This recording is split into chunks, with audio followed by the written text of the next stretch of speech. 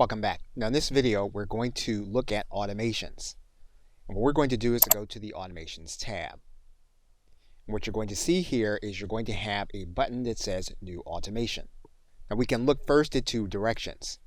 What we can do first is we can look at the templates. So we're going to click Browse Templates. And what you're going to see are automation recipes, or ways that you can create automations with the steps already pre-done for you.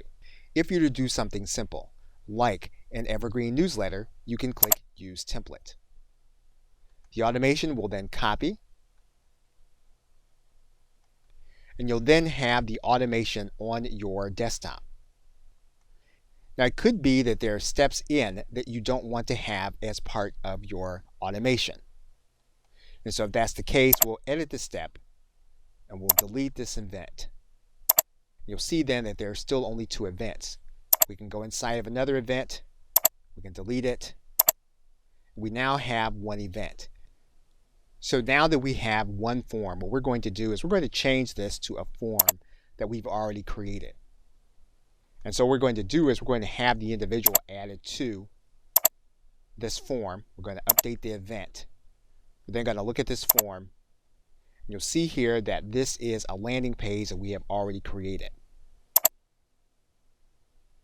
What we're going to do now is we're going to choose what action is going to happen. So we're going to click this button.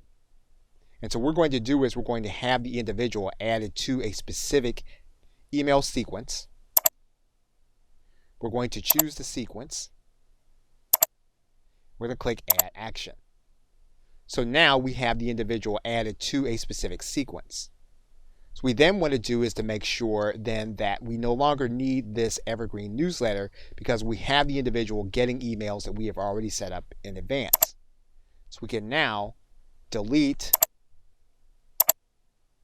the sequence, and now whenever someone joins this form, they're going to be added to a specific sequence that we have already created. We now have the end of the automation.